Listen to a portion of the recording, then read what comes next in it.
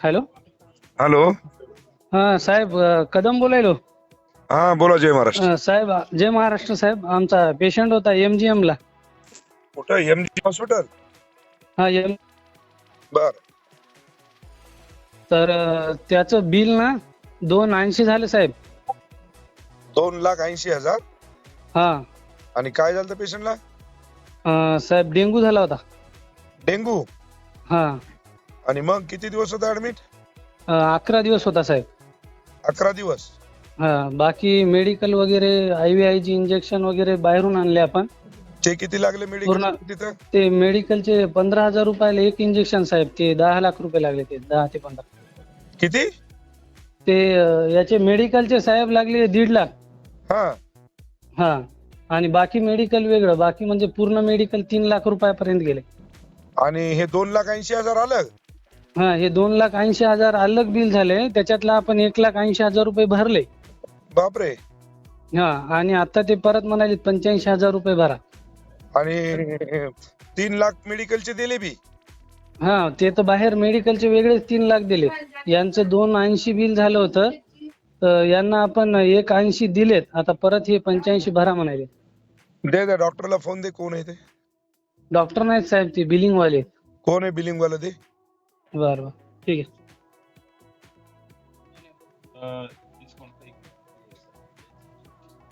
एकदा साहेबाशी इकडे फोन चालू आहे सरांचा.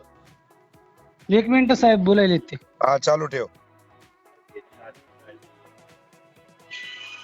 सर, मला डिस्काउंट किती सांगितलं होतं? असं 21,573 सांगितलं. सर एकदा बोला ना इकडं. अरे साहेबाचा फोन आलेला आहे, थोडं 2 मिनिटं. अरे आमदार बांगर बोलायलेत म्हणाव. बोला इकडं. ते बोला, स्पीकर वर केलाय. अरे आमदार बांगर बोलायलो. सर 2 मिनिटं सर. 11शी बोलतोय. बर, दे दे. बोलणं झालं की बोल लवकर जरा.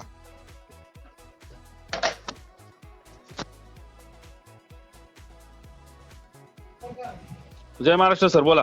जय महाराज. अरे बाबा, हे डेंगू झालेला पेशंट 2,85,000 रुपये बिल झालं. 1,80,000 रुपये त्याने पेड केलं. 85,000 रुपये काहीतरी बाकी राहिलेत. त्यांनी मेडिकल 3 लाखाचं घेतलंय आतापर्यंत. माहिती ना सर सगळं मला. मी कर्मचारी बोलतोय सर. बरं, मी ते काय कोण? सहकार्य करू ते मला सांगा तुम्ही. मी ते सगळं काय सहकार्य नाही, करतोय सहकार्य सर. काहीच करू नको. मी मला फक्त तुमचाच माणूस आहे सर मी. बरं बरं, त्या डॉक्टरला बोलणं करून दे मला. कारण की 2,85,000 आणि 3 लाख हो म्हणजे ना, हो ना, हो ना. 6 लाखाचं काय यांनी अमृत पाजलं त्या हो लेकराला ना, देऊ हो ना. जाणे. तेच मी काय करतो सर, वर त्यांना आयशूला पाठवतो सरांकडे. ताबडतोब त्या कोण सर हो आहे? हो.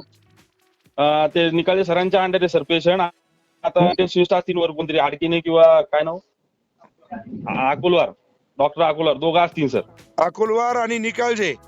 हो हो हो. म्हणजे 6 लाख रुपये म्हणल्याच्या नंतर खाटी खाना झाला की रे. आता सर 2,87,000 बिल झालेले सर टोटल. हो, 2,87,000 ते आणि 3 लाख 180 रुपये मेडिकलचे. बर बर बर. म्हणजे आणि 180 भरले त्यांनी.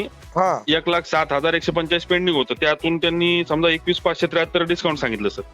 अरे वा, जा तिथं वरी मला त्या डॉक्टरना हो बोलणं ना, करून द्या. चालन चालन सर. हो सर. इच्छा होती सर एकदम तुमच्याशी बोलायला मला. बर, आज यांच्यामुळे योग आला बघा. चालतंय. धन्यवाद. फक्त हो, मला हो. डॉक्टरशी त्यांना पाठवून चालेल. बोलणं करून द्या. चालेल सर, चालेल. मी सर तुमचा नंबर घेऊ का यांच्याकडनं?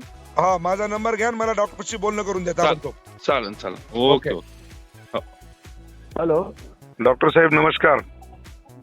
हा नमस्कार. आमदार बांगर बोलतो. हा नमस्कार साहेब. नमस्कार. ते एक आदित्य माणिकराव सरकटे म्हणून पेशंट आहे माझ्याकडचा.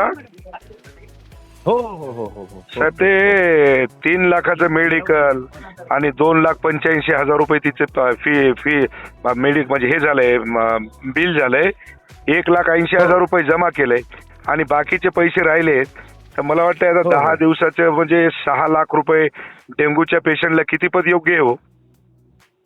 आता तुम्हाला माहित नाही त्याची कंडिशन. अहो, कंडिशन कितीही खराब असू द्या ना हो, तिला काय अमृत पाजले का तुम्ही? 10 दिवसाचे 6 लाख रुपये कशाला म्हणतात? तुम्ही ना त्यांचा भाऊ डॉक्टर आहे. दादा, मला सगळीच कल्पना आहे. माझा भाऊ MBBS MD आहे.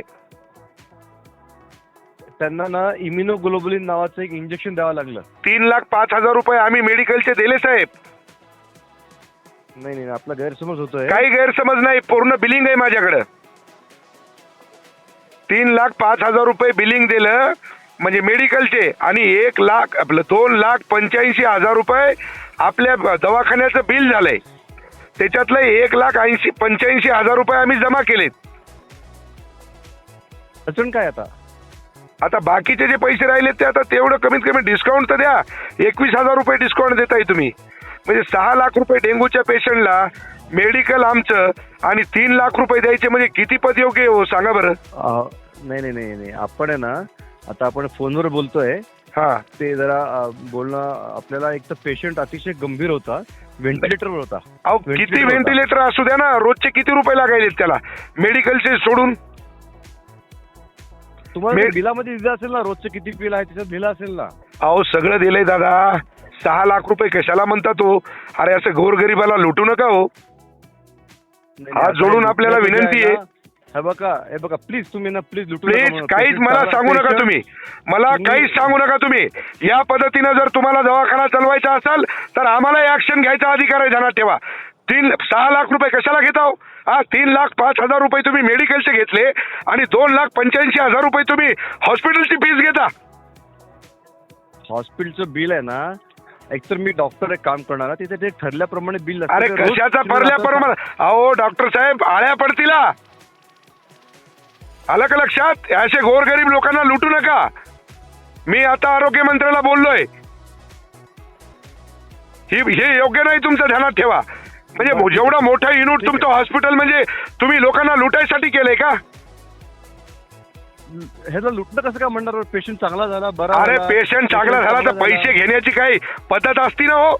हा जे ठरलं, आता तुम्हाला कल्पनाच नाही पेशंट किती सिरियस होता. तुम्ही अहो किती पेशंट, नातेवाईकांनी मला बोलले ना, त्यांनी सांगावं की आम्ही लुटलंय किंवा आम्ही. अहो मी त्यांचा नातेवाईक आहे हो, माझ्या मतदारसंघातला पेशंट आहे तो.